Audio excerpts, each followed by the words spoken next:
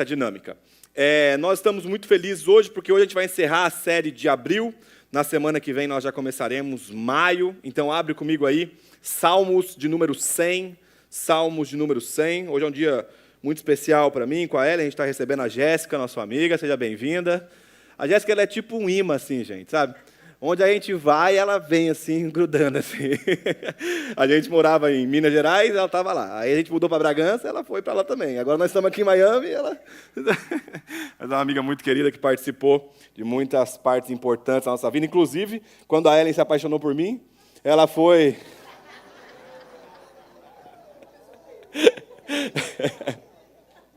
Quando eu me apaixonei pela Ellen. Cadê os homens? Me ajuda aí, gente. A Jéssica foi um pivô ali na nossa relação para nos ajudar a dar tudo certo, a conquistar o meu sogro, que até então estava sendo conquistado. Glória a Deus. Seja bem-vinda, minha amiga. Salmos de número 100. Hoje também é um dia muito especial, porque eu estou conhecendo também a mãe do Tiago, que está aqui também com a gente. Seja bem-vinda, minha irmã, a casa é sua. Muito feliz de receber aqui todos os outros que estão nos visitando aí. Salmo de número 100, versículo 1. Vamos para a palavra de Deus. Salmo 100, 1.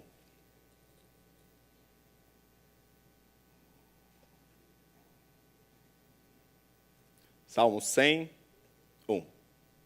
A Bíblia fala: celebrem com júbilo ao Senhor todas as terras, sirvam ao Senhor com alegria, apresentem-se diante dele com cântico. Saibam que o Senhor é Deus, foi Ele quem nos fez e dele somos. Somos o seu povo e rebanho do seu pastoreio. Entrem por suas portas com ações de graças e nos seus átrios com hinos de louvor.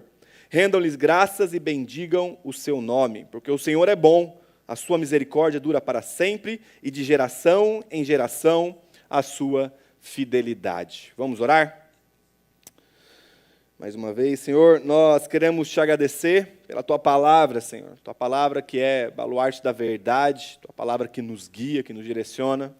E nós queremos clamar nesse momento como igreja pela ação do Teu Espírito Santo no nosso meio, Senhor. Nós não temos capacidade racional, técnica, Senhor, de fazer aquilo que só o Senhor pode fazer, Espírito Santo. Que a nossa mente, que o nosso coração, que todo o nosso ser possa estar agora como uma terra fértil, Senhor, onde a semente da Tua palavra vai ser plantada.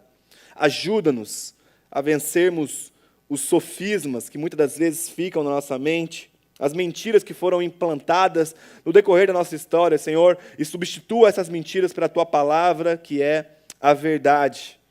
Nós queremos aprender a celebrar em Ti, Senhor, de forma genuína e verdadeira. Então, eleva os nossos olhos, Senhor. Que os nossos olhos possam estar altivos e altos o bastante para enxergar além, Senhor, dessa realidade, além dessa ordem, e contemplar a Tua beleza, a Tua face, a Tua soberania, Senhor. Que o Senhor fale conosco nessa manhã, Espírito Santo, e nos ajude a sairmos daqui amadurecidos, Senhor. Em nome de Jesus. Amém. Amém. Glória a Deus. Nós pensamos nesse mês de abril sobre práticas espirituais. Hoje eu vou bem devagarzinho, porque está tendo translate. Toda vez os tradutores vêm e falam, pelo amor de Deus. Então eu vou, pelo amor de Deus, falar devagar. Até o café cair na veia. Na hora que cair na veia, aí nem eu me entendo. Brincadeira. Nós estamos numa série em abril pensando sobre práticas espirituais. O que significa essa palavra? O que significa, então, essa temática? Práticas espirituais são práticas deixadas a nós, como igreja, a partir das Escrituras, onde o Senhor encontra um caminho, um meio, uma conexão de nos levar a um amadurecimento saudável. Então, é como se Deus dispusesse de canos, onde a água do amadurecimento que sai diretamente da pessoa dele, viesse e nutrisse o nosso corpo em um desenvolvimento saudável de maturação. Como eu disse na semana retrasada, a fé cristã ela é uma caminhada. Ela é sim um acontecimento, e os teólogos chamam do fator Cristo. O O fator Cristo é essa porta de entrada que nos muda no decorrer da nossa vida. Porém, quando nós entramos pelo Cristo, pelo novo caminho, cabe a nós agora trilharmos esse novo e vivo caminho, que tem como resultado ou sucesso a obtenção ou alcance de um amadurecimento da semelhança de Jesus. Então, no final, a nossa vitória vai ser sermos semelhantes a Cristo. O trabalho pelo qual o Espírito é realizado no nosso coração é a formação de Cristo em nós, para que no final nós possamos contemplar ainda mais a beleza de Cristo na face um dos outros. Então, eu comecei falando sobre a prática da confissão de pecados, como sendo uma prática espiritual deixada a nós como igreja, segundo a tradição cristã, a fim de que nós dispuséssemos o nosso coração numa vulnerabilidade genuína, a fim de que viéssemos vencer as nossas lutas, as nossas fraquezas e os nossos pecados. Na semana passada, pastor Marcos, não pensamos em ninguém melhor para falar sobre mordomia, como que nós gerimos os recursos ao qual Deus nos confiou aqui, e eu saí extremamente abençoado por essa pregação, e eu creio que você também saiu. E hoje, especificamente, nós vamos falar sobre a prática espiritual da celebração. E é meio que estranho para a gente, ou paradoxal, ter que colocar a celebração como uma prática que nós precisamos lembrar, a fim de que ela se realize no nosso meio. Porque a sensação que dá, e de fato é uma parte, nós vamos ver nas Escrituras, é que celebrar, se alegrar, é algo inerente ao nosso DNA. É algo que faz parte de quem nós somos. Nós somos seres voláteis, no sentido de emoções. Então, as nossas emoções, elas andam por caminhos diferentes, sentimentos diferentes. Porém, a alegria e a celebração sempre fez parte de nós. E a pergunta é, por quê? Por que somos seres emocionais? O que é um psicopata? Segundo a psicologia e a psiquiatria moderna, um psicopata é aquele desprovido de afeto, de afeição. Então, um psicopata tem capacidade, alguém que é mentalmente doente, ele tem a capacidade de matar outra pessoa e não sentir nada por isso no momento da morte. Isso é uma doença. No nosso caso, nós, aqueles que não são, eu espero que não tenha nenhum psicopata no nosso meio, em nome de Jesus. Se tiver, o Senhor pode te curar. Vamos orar. Agora, por que nós, então, temos esse sentimento e essa alegria, essa afeição e afetos ao qual o Senhor dispôs a nós? Porque nós somos imagem e semelhança de um Deus provido de afeto e de afeição. Se o nosso Criador tem sentimentos e emoções, logicamente que na impressão sairá também sentimentos e emoções. Um cuidado muito grande que nós precisamos ter é não pensar nos sentimentos, nas emoções de Deus conforme nós sentimos. Como se Deus irasse da forma que nós nos iramos. Como se Deus ficasse alegre da forma que nós nos alegramos. Não.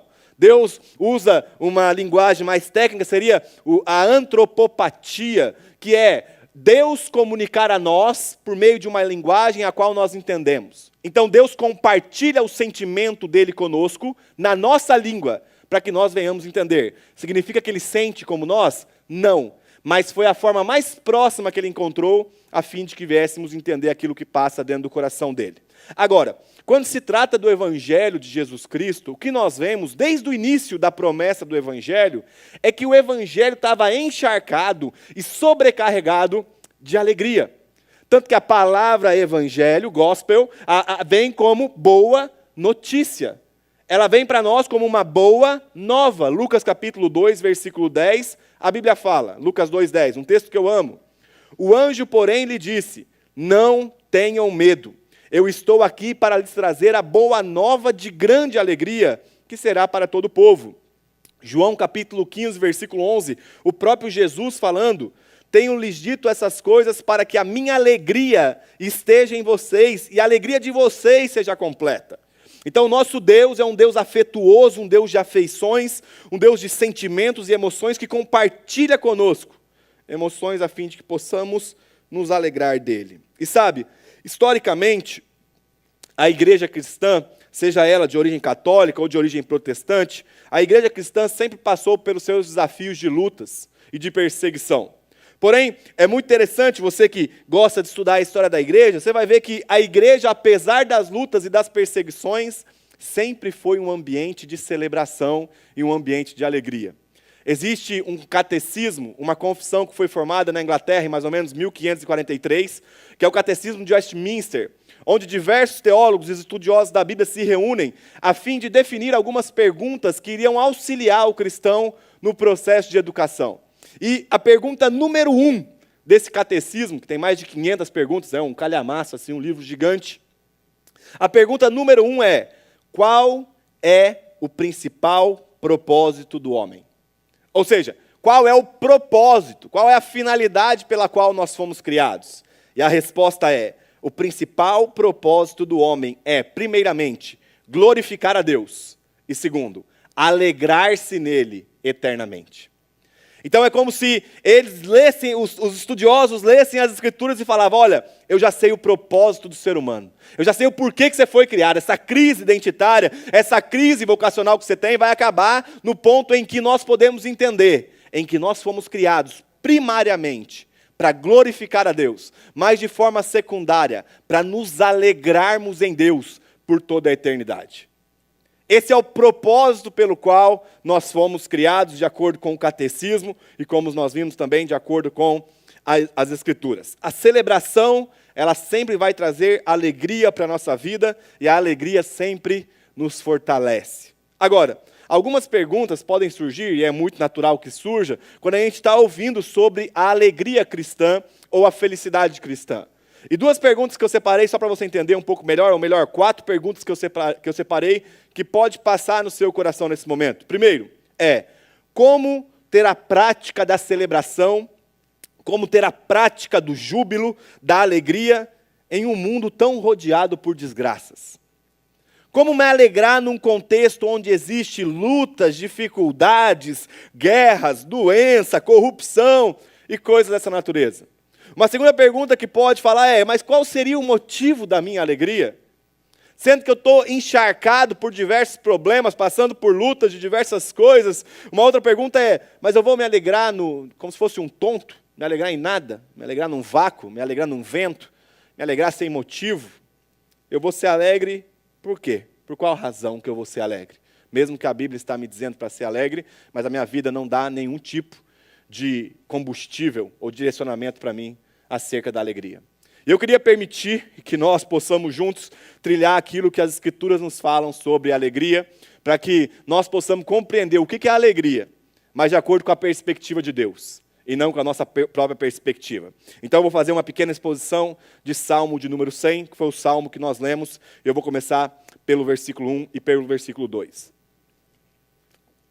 A Bíblia diz, Salmo 100, 1 e 2, que é o texto que nós lemos: celebrem com júbilo ao Senhor todas as terras, sirvam ao Senhor com alegria, apresentem-se diante dele com cântico.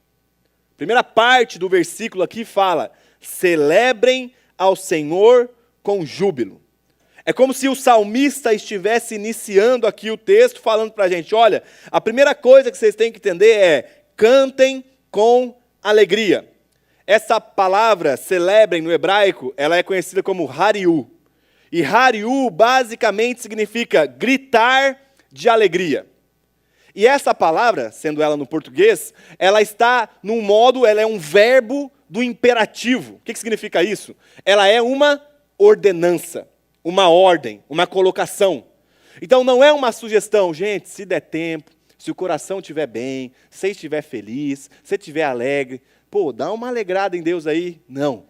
É como se o salmista estivesse dando uma voz de comando de um general no meio de um exército, e a voz de comando é: celebrem ao Senhor. Só que é interessante que quando nós vamos fazer a conexão da língua primária das Escrituras, o hebraico ali, mais antigo, depois o aramaico e o português, eu não sei como é que ficaria no caso do inglês, porque eu não fiz essa análise, mas pensando na língua portuguesa, é interessante que esse começo seria redundante na nossa língua. É como se eu falasse: eu vou subir para cima, eu vou descer para baixo. Entende? Olha o que ele fala. Ele fala: celebrem com júbilo ao Senhor. É como se ele estivesse falando assim: gritem de alegria com alegria. É tipo, redundante para a gente. Só que a ênfase do salmista é tão grande para que nós venhamos vivenciar a celebração no nosso meio, que intencionalmente a ação do Espírito Santo preserva ele de ser redundante no texto. Para quê?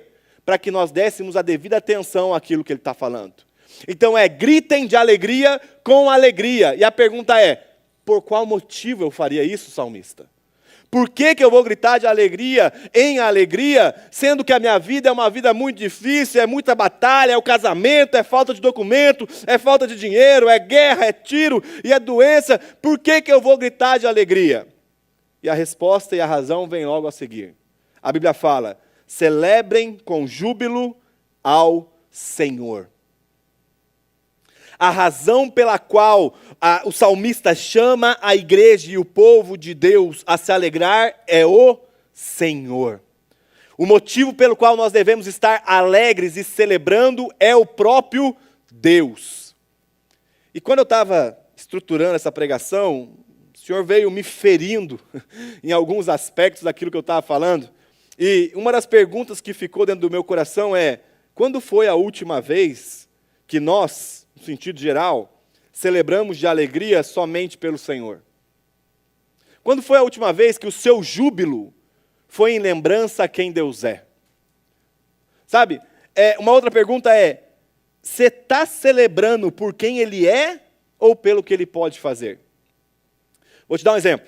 Imagina só que você está precisando de um carro. E tudo bem você precisar de um carro. Você pode levar esse pedido a Deus. Aliás, é legítimo. Isso mostra total dependência do Senhor. Logicamente, você vai trabalhar, ser zeloso e responsável na sua área, cuidar das suas finanças para que você consiga comprar um carro, mas o Senhor dará essa bênção a você, seja por meio do trabalho comum ou de algum outro milagre que Ele pode realizar.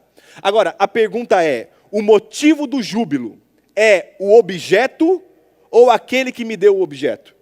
Então, escuta. Imagina, aqui tem um carro. E aí eu ganhei um carro de Deus. Então, perceba, antes eu estava triste, porque eu não tinha esse objeto. Agora, aquele que me abençoou com um carro. E agora eu estou feliz. Qual é a razão da felicidade? A matemática é simples, gente. Vamos pensar em lógica cartesiana aqui. Eu mais Deus, triste. Eu mais Deus mais carro, felicidade. Então nós entendemos que entrou mais um fator na equação. Entrou mais um número aqui dentro dessa ordem que nós estamos colocando. Então, na verdade, ainda que a necessidade do carro possa sim trazer tristeza a nós e substitua o carro por uma casa, por documento, por dinheiro, por paz no seu casamento, nós estamos revelando que, na verdade, a fonte do prazer a qual nós estamos tendo não é aquele que pode me abençoar, mas é a bênção que Ele pode me dar. Em outras palavras, a gente está se relacionando com Deus só pelo que Ele pode dar. E aí, esse é o código para a sua frustração. Se relacionar com Deus para que você tenha alegria naquilo que pode te dar. Isso é frustração completa. Porque, assim como um bom pai, e eu creio que temos bons pais aqui, você não vai dar as coisas que seu filho sempre pede. A fonte do júbilo, a fonte da alegria do cristão está no próprio Deus, em quem Ele é. Por isso que o salmista está falando, celebrem ao Senhor, celebrem com júbilo ao Senhor. Deixa eu te perguntar uma coisa, só um parêntese. Será que a nossa instabilidade emocional, que por vezes nós todos passamos, ela não é fruto da gente de nós colocarmos a nossa esperança de alegria nas coisas que são instáveis e passageiras? Será que nós não ficamos triste, feliz, triste, feliz, triste, feliz, triste, feliz, porque nós estamos colocando em coisas que ficam boas e ficam ruins, ficam boas e ficam ruins? Quando eu tinha 12 anos de idade, uns 14 anos de idade, meu pai me deu uma mobilete. E meu pai falou, é duas alegrias, quando você comprar e quando você vender esse negócio. Eu quero a mobilete, ganhar a mobilete. Foi duas alegrias, quando eu comprei e quando eu vendi. Então, apesar de eu estar feliz no momento que eu ganhei, cada problema que a mobilete dava, nem era cada dia, cada hora, eu me entristecia. Aí eu lembro que a mobilete faz aquele barulho, daqui a pouco vai pá. Aí quebrava. Só que eu estava 10 quilômetros da minha casa. E aí a mobilete só não fala, mas tem pedal. Pedala um motor de 30 quilos aqui embaixo. Você vai que fica bom. Só que qual é a grande questão? É que se a minha alegria estiver na mobilete, a minha alegria vai ser instável a cada momento. Mas se a minha alegria está naquele que pode me abençoar com todas as coisas, por quem Ele é, a minha alegria será instável. Substitua a mobilete por algo que você quer do Senhor. Substitua a mobilete por aquela bênção que você se apega de uma forma tal que se você não ganhar, você anda como alguém amargurado ou então triste porque você não conseguiu alcançar. Isso revela que o nosso coração não tem jubilado e se alegrado em Deus. E esse é o nosso desafio, gente.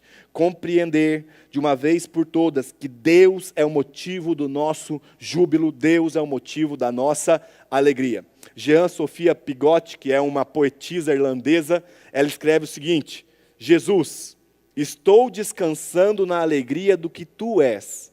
Estou descobrindo a grandeza do teu coração cheio de amor. Pediste que eu olhasse para ti, e a tua beleza encheu a minha alma, porque o teu poder transformador curaste o meu ser. Cara, daria para a gente ficar horas aqui contemplando uma poesia dessa. O que a Sofia está falando para a gente aqui é que quando nós descansamos em quem Ele é, nós estamos curados daquilo que nós pensamos que precisávamos ter. Quando nós temos o pastor da nossa alma, de nada mais temos falta, porque o alvo não é aquilo que o pastor pode me fazer ou que o pastor pode me dar, mas quem o pastor é. É um desejo genuíno por não conhecer a Deus por questões secundárias ou interesseiras. Me mata, gente, de dificuldade quando eu me pego amando a Deus por aquilo que Ele pode fazer. Me mata de dificuldade quando eu penso, no dia que eu recebo alguma coisa que Deus pode me dar, eu penso, hoje Deus me abençoou. E os outros dias? Quando Ele está disponível a mim 24 horas por dia para que eu possa me conhecer, isso já não é uma bênção que Ele pode nos dar, ou melhor, não seria o maior presente que Ele poderia nos dar, o conhecimento de si próprio. E o texto continua, sirvam ao Senhor com alegria, apresentem-se diante dEle com um cântico. Em outras palavras, o salmista está falando, além de encontrar prazer em Deus, encontre também prazer em servir ao Senhor. Encontre alegria em servir a Deus. Imagina só comigo, né? Você é casado há sei lá quanto tempo que você é casado. Aí chega no dia do aniversário de casamento, você, maridão, vai e compra um buquê de flor para sua esposa.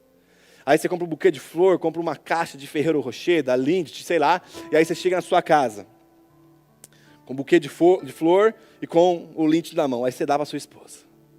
Aí sua esposa olha, meu Deus, que marido incrível, marido fantástico, como eu me sinto amada. Aí a esposa fala assim, meu amor, mas por que você deu esse presente para mim? Aí você fala, porque é minha responsabilidade. Exatamente. Qual que seria a resposta óbvia? Porque eu tenho prazer em te ver feliz. Porque eu tenho prazer em te amar. Porque eu te amo. Eu quero simbolizar o meu amor para você, materializar esse amor dando um presente para você. Só que, glória a Deus. Pensamento alto, né? Tá certo. Agora, a pergunta que fica para nós é, se a nossa esposa não gosta de receber algo porque é nossa responsabilidade, por que Deus vai querer receber da gente? Por que você está servindo ao Senhor? Ah, porque senão o povo fica enchendo meu saco lá na igreja que eu tenho que fazer alguma coisa. Meu irmão, nós estamos trabalhando segundo a audiência de uma pessoa só. Deus. E se não tem prazer e júbilo, de verdade, cara, não faça. Não faça. Porque nós não podemos chegar diante do Senhor, que nos ama, que nos chama a servir a Ele com alegria, e falar, estou fazendo essa parada aqui porque é responsabilidade minha. E um dia aconteceu isso com a nação de Israel. Em determinado momento, a nação de Israel começa a servir ao Senhor somente por conta da responsabilidade de ter uma aliança com Deus. E aí Isaías vem como um profeta e ele traz a condenação. Isaías 29:13, ele fala, o Senhor disse, o próprio Deus falou, este povo se aproxima de mim com a boca e me honra com os lábios. Ou seja, está cumprindo o rito certinho. Está fazendo o culto, redondinho. Mas aí o Senhor fala, mas o seu coração está longe de mim. E o seu temor para comigo só consiste em mandamentos ensinados por homens. Deixa eu parafrasear com muito temor aqui a palavra de Isaías. Ele fala, este povo se aproxima de mim com a boca e me honra com os lábios. Esse povo levanta a mão na hora do louvor. Esse povo grita e se alegra na hora do louvor, e ainda que a expressão seja isso, só que o coração desse povo está distante. E aí, para terminar, ele fala, o temor, ou seja, a honra, ela consiste não em amor genuíno, não em dedicação porque eu amo ao Senhor, mas é mandamentos ensinados por homens. Deixa eu traduzir isso aqui, religião. Religiosidade. Eu sirvo por quê? Porque meu pai serviu na igreja 30 anos, diácono da igreja XYZ. E aí quando eu cheguei na igreja ele ensinou que eu tinha que servir por 40 anos, diáconos XYZ, né? Fazendo a mesma coisa. E glória a Deus porque seu pai te ensinou, só que a questão toda é que você precisava aprender a amar quem ele estava amando. Nós não somos, gente, em nome de Jesus Cristo, a igreja não é responsável por produzir religiosos. Se produzirmos religiosos, o que nós podemos fazer é gerar morte no nosso meio. Boa parte dos atentados, nem vou usar atentado de outra religião, boa parte das coisas erradas que a igreja cristã fez na história, foi porque eram pessoas encharcadas do temor religioso, e não do amor de Cristo. Não da celebração genuína de quem Deus é. É tipo assim, eu estou fazendo por quê? Porque eu aprendi aquilo que minha religião faz e fala. Não! Eu estou fazendo porque eu tenho prazer em servir ao Senhor. Eu estou fazendo porque eu amo celebrar a Deus, ainda que na minha humilde e singela entrega. Mas eu amo fazer isso. A prática religiosa, desprovida, separada de afeição por Deus, ela é morta e desonrosa.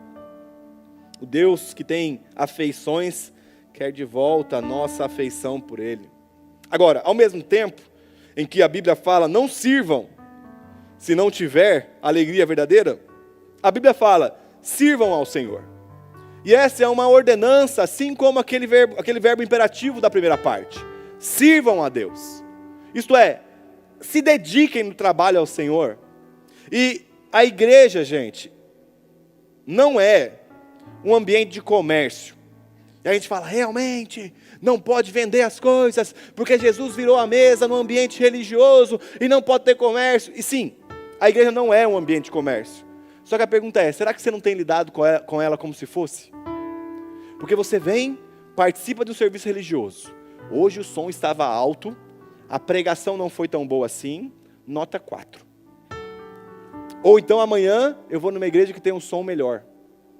Ou então amanhã eu vou na igreja que o pregador é mais eloquente. Se houver desvio da palavra, procure outra igreja. Procure outra igreja. Se não houver desvio da palavra, a grande questão é, imagina eu chegar na minha casa e falar, não, o almoço hoje estava nota 3. A Ellen vai olhar para mim com muito amor e falar, então amanhã você faz. Uai, você quer, se nós estamos numa família, nós queremos melhorar, eu vou mudar de família? Não dá. A cama está ruim, amanhã eu vou procurar outra cama para dormir. A não ser que eu vou no lugar, compro uma cama para que a minha família usufrua da cama.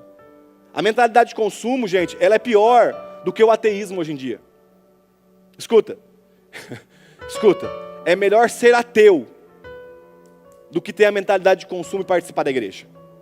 Porque o ateu ainda pode, dentro do seu engano, se converter a Deus e entender a besteira que ele está fazendo na vida dele. Agora, alguém que lida com a igreja com a mentalidade de consumo, pode passar a vida inteira enganado, pensando que está vivendo igreja de fato, enquanto está participando de uma palestra por domingo. Enganado. E essa é a grande questão. Assumamos a nossa responsabilidade, porque o texto está falando, sirvam ao Senhor. Um parênteses. Eu não estou falando aqui, gente, para você comprometer as coisas importantes da sua vida. Perder sua família, perder o seu trabalho, perder sua saúde, porque você está servindo a igreja, porque isso seria algo totalmente equivocado. Mas todos nós sabemos que a gente consegue servir ao Senhor também dentro da igreja. A gente sabe que a gente está investindo tempo em alguma coisa, e por que não no Senhor? Por que não em servir ao próximo? Por que não em andar uma milha a mais? Porque um dia andaram uma milha a mais por nós. Porque um dia Cristo foi o exemplo de servo que se esvaziou para servir os seus irmãos. Por que não fazermos isso? Dentro da devida proporção, entendendo o lugar da família, o lugar da saúde, o lugar do trabalho, mas que nessa vida cristocêntrica, o serviço à igreja também entre nessa roda. Que nós possamos servir ao Senhor com alegria. O texto continua: saibam que o Senhor é Deus. Foi Ele quem nos fez e dele somos o seu povo e rebanho do seu pastoreio. Talvez você estava pensando junto com você que a alegria que eu estou falando é uma alegria, como eu disse no início, desconectada da realidade. Como tipo assim, Léo, beleza. Eu entendo a importância de me alegrar em Deus, de servir a Deus, mas eu estou enfrentando muitos problemas que têm afetado demais a minha vida e o meu psicológico. Eu estou com dificuldade financeira, eu estou com problema no casamento, eu estou com problema de documento, eu estou com problema no trabalho, eu estou com doença. Como conectar isso tudo que a Bíblia está falando com a realidade da vida que não é tão boa assim, quanto parece, talvez, e as coisas saem na pregação? E a resposta que o salmista dá é o versículo 3. Ele fala o seguinte: saibam que o Senhor é Deus. Isto é, você tem conhecimento do seu problema? E meu amigo, todos nós somos especialistas em enxergarmos os nossos problemas.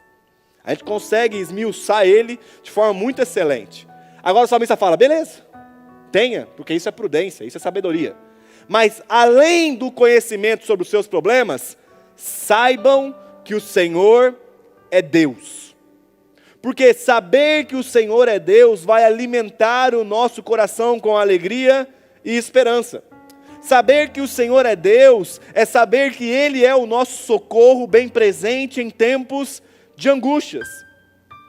Todos nós, gente, alimentamos a nossa mente, ainda mais por meio do celular, das redes sociais, dos meios de comunicação, com diversos problemas que estão acontecendo no mundo. É o problema da família destruída, é o problema financeiro, é o problema político, é o problema social, são as guerras, e tudo isso é muito importante você saber. Se atualize, não seja um balão voando fora da realidade. Mas lembre-se que o conhecimento dos problemas desconectado da realidade de quem Deus é, vai produzir em você ansiedade.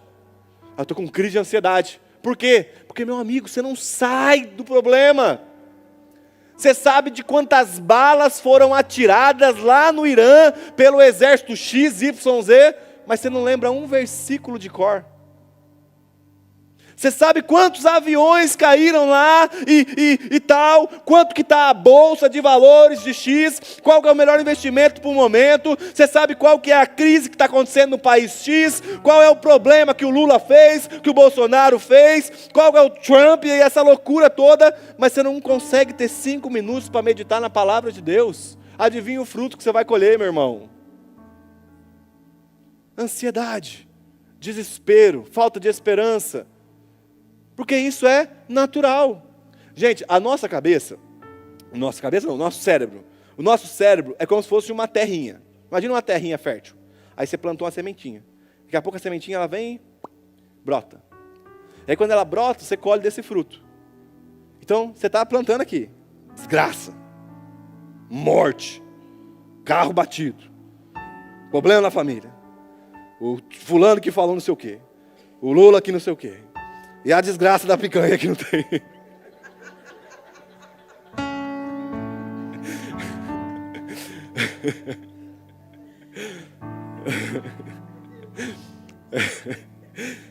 Aí o brotinho vai dar. Daqui a pouco, na hora que nascer, pum, você come do fruto. Ansiedade, desespero, falta de esperança. Só que sim, gente. Nós podemos sim, saber dessas coisas e na devida proporção, mas a gente precisa se alimentar acima de tudo de quem Deus é. Porque Ele é a nossa esperança. Gente, tem um homem chamado Jó nas Escrituras.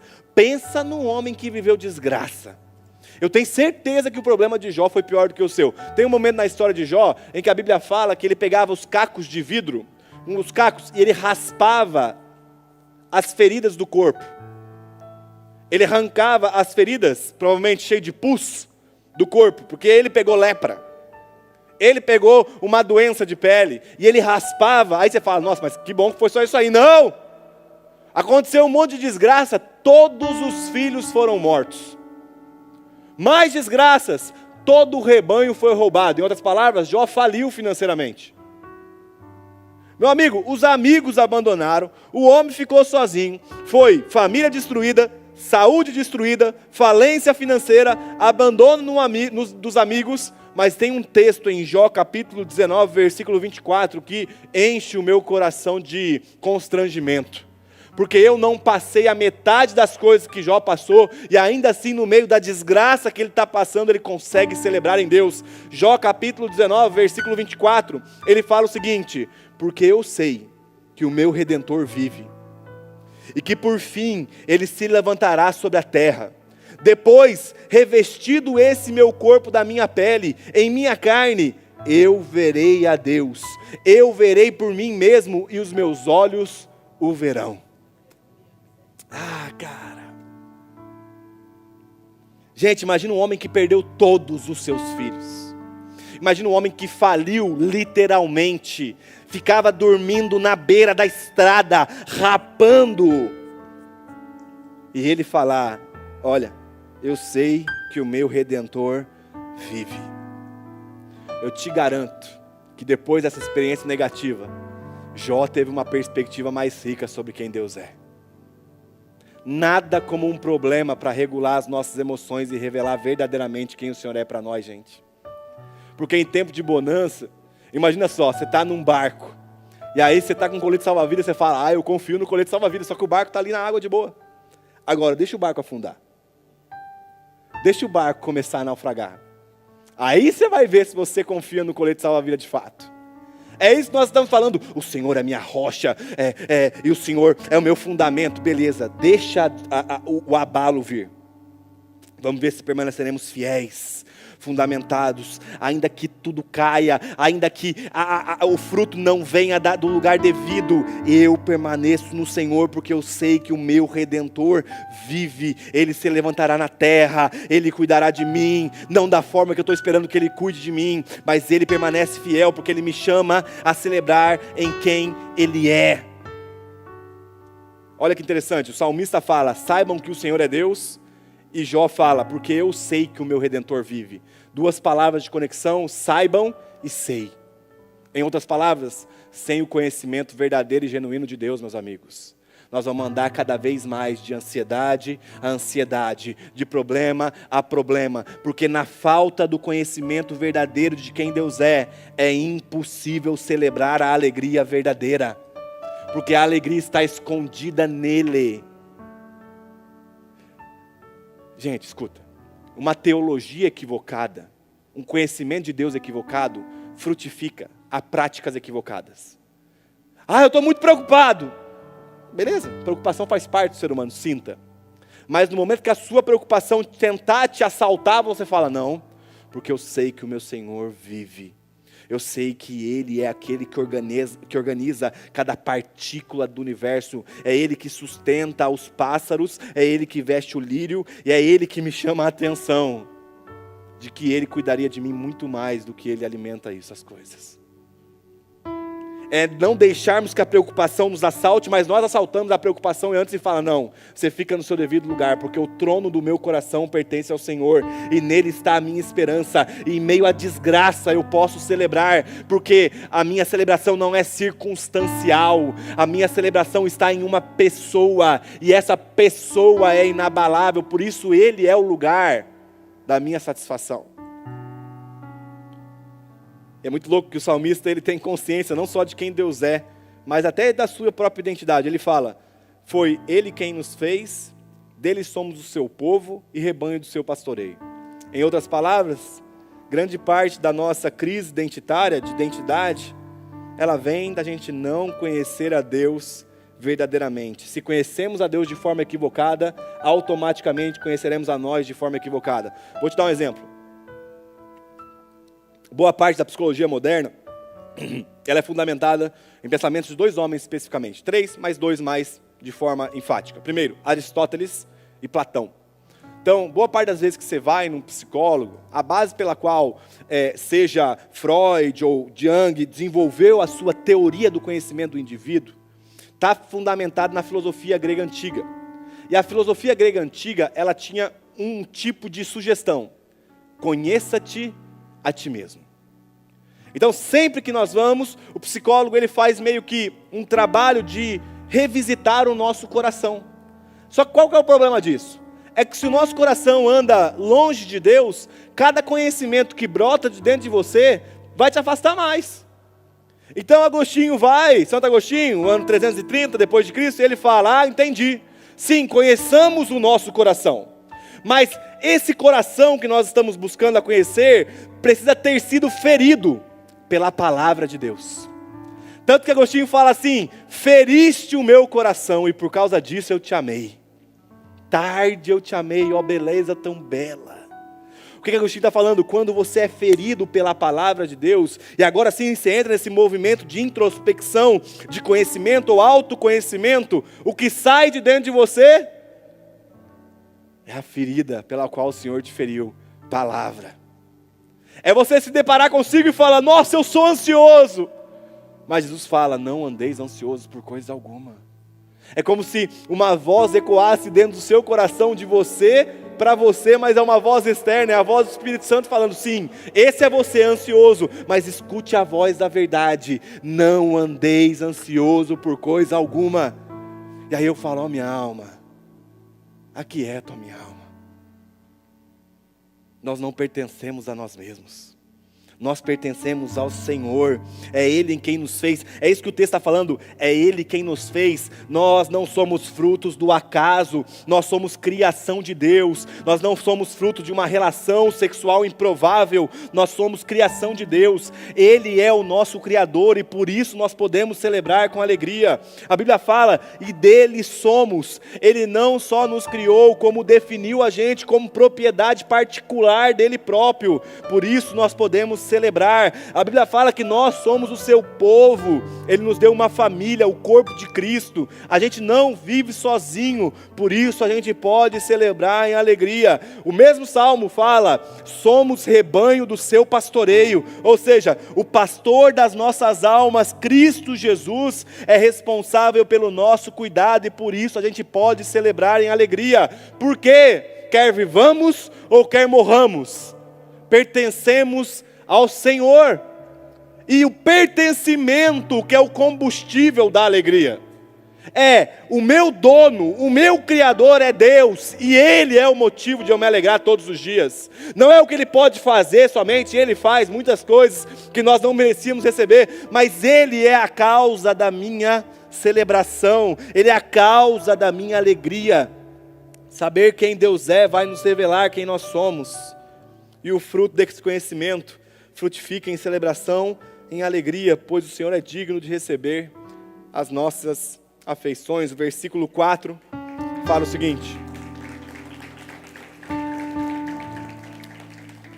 o versículo 4 fala: entrem por suas portas com ações de graças, e nos seus átrios com hinos de louvor, rendam-lhe graças e bendigam o seu santo nome.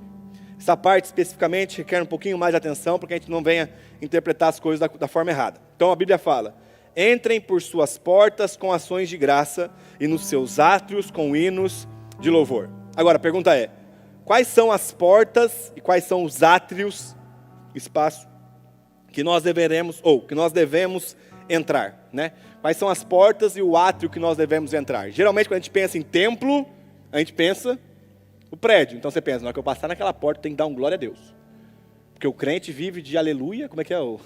Tem aquele hino, né? Não, tem um outro hino. O crente, hino, é uma citação, que o crente é um aleluia por completo. Na cabeça às vezes dá um... Acontece, gente. Então a gente pensa o quê? Não, eu entrar pela porta cantando, o nosso imaginário forma então a nossa perspectiva. Quando eu entrar naquela porta tem que dar um glória a Deus, porque o texto está falando: olha, entrem pelas suas portas com ações de graça. Só que, gente, o templo ao qual o salmista está referindo não é a mesma coisa que a igreja hoje em dia. Gente, em nome de Jesus, nós não podemos fazer conexão desconectada do Antigo Testamento com a igreja hoje em dia. O sacerdote não é um pastor, o sacerdote não é um marido, tá? O templo não é o prédio da igreja. Quem que é o sacerdote? Cristo. Quem que são os outros sacerdotes? A família inteira. Marido, esposa, filho que está em Cristo. Todo mundo é sacerdote do Senhor. Não é só o marido que é sacerdote da casa. O marido é o líder da casa. Qual que é o templo do Senhor? Não é esse templo aqui. O Senhor não liga para cimento. Deus liga para um povo. Então, aquele templo que no Antigo Testamento continha a presença de Deus, agora é contida no meio do seu povo. Então, cuidado com as conexões. Porque isso é muito importante para não gerar equívoco na nossa mente. Então, escuta. As portas e os átrios aos quais Deus chama nós entrarmos com alegria e ações de graça é a reunião dos santos. Seja aqui, seja na casa de alguém, seja em qualquer lugar, numa praça pública, a reunião dos santos é o ambiente que deve começar com ações de graças. E basicamente então, nós podemos entender esse texto da seguinte forma, né? A reunião dos santos, nós sempre devemos começar com ações de graças, hinos de louvor, bendizendo o nome de Deus. O que significa ação de graça? Expressão de gratidão e celebração pela bondade de Deus. Ao começarmos a nossa reunião, antes de Senhor, mas eu precisava tanto que o Senhor fizesse tal coisa para mim. Só vou aproveitar aqui o tempo, Senhor, porque depois fica corrido para eu falar, porque começa a cantar lá e tal. Não. Senhor, eu elevo a minha voz primeiro para te exaltar segundo a tua bondade, Senhor. Obrigado porque o Senhor me salvou em Cristo. Obrigado porque o Senhor me deu uma família chamada igreja. Obrigado porque o Senhor colocou o teu Espírito habitando dentro de mim. Isso é ação de graça. Pelo aquilo que de fato tem valor. A Bíblia fala, com hinos de louvor, canções que exaltam a grandeza de Deus. E deixa eu te dar só um pequeno contexto aqui da liturgia do culto, gente. Por que o culto começa com louvor? Porque primeiro está escrito, que tem que começar. Segundo, o louvor, ele tem uma finalidade pedagógica e contemplativa. Então, quando nós estamos cantando que o Senhor é bom, o Senhor é grande e Ele reina, você acha que o Senhor não sabe que Ele é isso? Aí, daqui a pouco chega a Disciples of Christ, bate lá no céu e fala, vim aqui te lembrar. Como se fosse um Pablo Marçal. Você é... Perdão, gente, como se fosse um outro, qualquer coach. Desculpa. Aí ele vai e fala, você, Deus, é fortão. Deus, vai, forte. Olha a gente cantando. 130 pessoas falando que o Senhor é bonzão. Deus tem autoconhecimento de si, gente. O que Deus está fazendo com a gente canta. Canta bastante bem alto. Mas Deus não é surdo, mas às vezes nós somos. Então precisa entrar no nosso coração que Deus é bom. Que Deus reina por toda a eternidade. Precisa entrar nas nossas emoções, nos nossos sentimentos, que Ele permanece soberano sobre toda a circunstância. Que Ele é o Rei que governa, que Ele é santo, que Ele nos ama. E ao cantarmos isso, é como se bebêssemos da mesma fonte, porque o canto forma a nossa mentalidade e ao mesmo tempo faz com que os nossos olhos contemplem quem Deus é. Então, o lance todo é que o louvor é para nos ensinar. Sabe quando você fala para o seu filho assim, filho, vai lá arrumar a cama. O Theo está nessa fase de aprender. Meu Deus, gente, é difícil. Primeiro eu tenho que falar 10 vezes. Segundo, a hora que eu chego lá, parece que eu falei para ele, desarruma a sua cama. Só que aí ele vai e fala, papai, já fiz. Aí eu vou lá ver. Eu chego lá, travesseiro em cima da cama, que é do Homem-Aranha, tem que ficar ali, o dedão tudo torto. Eu pego e falo, muito bem, meu filho, parabéns. Porque ele está num processo de aprendizado. Daqui a pouco ele vai entender que aquilo vai começar a mudar até a mesma perspectiva que ele enxerga a cama dele, porque eu vou orientar ele. Então o louvor é a orientação de Deus para o nosso coração sobre quem Deus é, para que toda a nossa confiança esteja fundamentada nele, a partir daquilo que cantamos e contemplamos. Por isso que cantar louvores egocêntricos, antropocêntricos com a gente no meio, é uma pior coisa que pode acontecer com a igreja. Porque quanto mais que a gente canta que nós estamos no centro, mais a gente se torna o centro. Entende? Então esse é o cuidado que a gente tem que ter, porque o louvor nós estamos aprendendo sobre quem Deus é. Você já teve a experiência de sentar para conversar com alguém e a pessoa só sabe falar sobre ela? Puxa, cara. Tudo que você fala é melhor, o dela é melhor. Tudo que você faz, o dele é mais forte. Até os problemas são piores. Pô, caraca.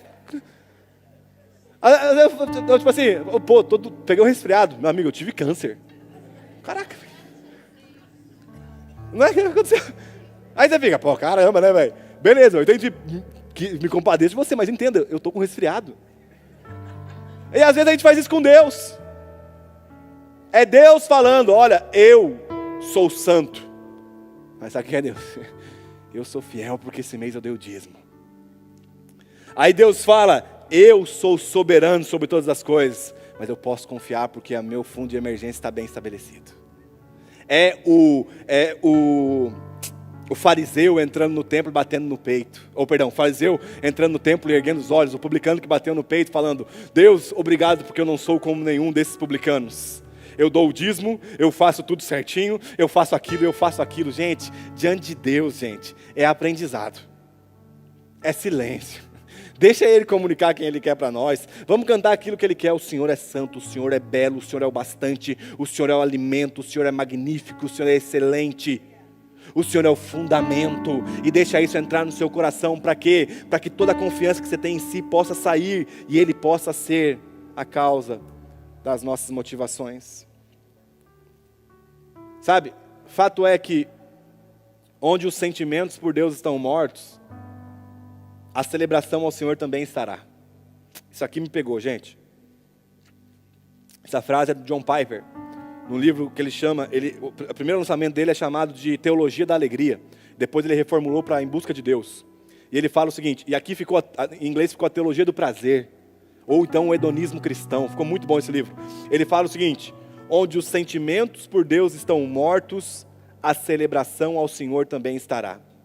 Isto é, se não tem afeto, não vai ter júbilo.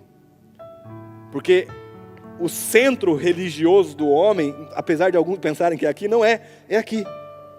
Sabe, o Deus ao qual servimos não é revelado pelo discurso que falamos, mas por quem mais amamos.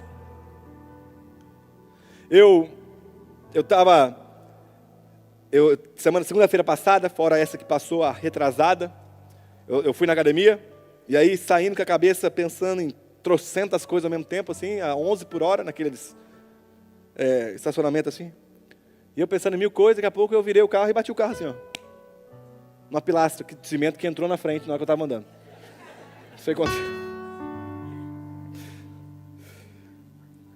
Gente, mas foi tão engraçado. E nunca tinha acontecido isso comigo. Estava tão fora ali pensando nas coisas assim, que na hora que bateu, aí eu olhei assim, olha lá, bati. Aí tinha dois caras assim de longe olhando, are you okay? Aí eu, I don't know. Aí eu desci, olhei e falei, puxa vida, cara. O carro todo amassado, com a roda torta. E veio ali na minha boca o quê? O murmúrio. E eu confesso para vocês que a primeira coisa que veio no meu coração foi, já não basta os outros problemas que eu tenho. Agora mais esse problema. Já não basta as outras contas que eu tenho. Agora mais essa conta. Só que foi muito pouco, que na hora eu não falei, não vou dar glória a Deus, eu também não vou murmurar. Não vou, vou ficar ali. E aí eu lembro que eu virei o carro saiu puxando assim, e o meu carro elétrico ficou apitando lá, e eu falei, cara do céu. E aí eu li pensando e lendo o texto, depois meditando na pregação que eu ia dar sobre celebração. E o Senhor meio que indagou meu coração, como é que você celebra numa circunstância dessa? Eu falei, cara, uma boa pergunta. Depois que eu já levei o carro para arrumar, estava pensando como é que ia fazer para pagar tudo certinho. E aí eu falei, como é que eu faço agora para celebrar em meio a uma circunstância dessa? Aí eu comecei a pensar no trajeto que eu estava fazendo. E eu faço academia aqui do lado, aqui na UFC. E eu peguei um desconto muito bom ali, então eu consigo fazer lá, mas é uma academia que é um pouquinho mais cara. E sempre tem carros do molecão mais novão que vai lá, os caras que são jogadores, ou é Lamborghini, ou é Ferrari, ou é Mercedes, e ficam todo lá. Eu fiquei, cara, eu bati numa pilastra. Aí eu, graças a Deus, porque eu bati numa pilastra. Aí depois o Senhor me aprofundou um pouco mais e falou, e se fosse uma criança? Aí eu falei, graças a Deus, porque eu bati numa pilastra. E depois eu pensei, e se fosse algo contra mim? Minha esposa grávida, meu filho pequeno, a gente em outra nação, meus pais para chegar aqui demora 9, 10 horas, logicamente que a igreja dá o suporte, mas imagina se acontecesse algo comigo. Aí eu, graças a Deus, porque eu bati numa pilastra. E eu meio que de alguma forma batalhando contra o murmúrio do meu coração, confesso, fui tentado, se não pequei em murmurar em alguns momentos, Mas eu falei, graças a Deus, porque a tua bondade me sustentou até mesmo em meio a isso, Senhor. Isso é celebrar a Deus, gente. Eu pequei, confesso. Mas o ensino do Senhor serve para a nossa reflexão. Diante daquilo que tudo que acontece ruim com você, pense, dê 3 graças a Deus em meio ao problema que você está. Eu te garanto que sua perspectiva sobre o problema vai mudar. Eu te garanto, cara, que a sua perspectiva vai mudar. Meu Deus, quebrou o chuveiro de casa. Graças a Deus porque o Senhor concedeu água para a gente tomar banho. Graças a Deus porque a gente tem uma casa. Graças a Deus porque até aqui não nos faltou nada, Senhor.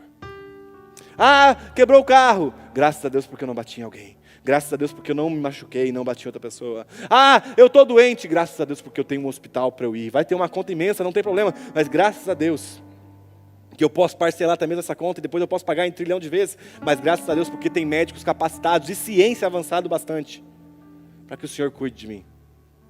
Antes de qualquer expressão das nossas necessidades, a gente precisa celebrar o nome de Deus, gente. Porque Ele continua sendo bom. Para terminar, termino no versículo 5. Porque o Senhor é bom, e a sua misericórdia dura para sempre. De geração em geração, a sua fidelidade. Primeira parte do versículo, porque o Senhor é bom. A sua misericórdia dura para sempre. Qual é o combustível da nossa alegria e da nossa celebração? Porque o Senhor é bom e a sua misericórdia dura para sempre.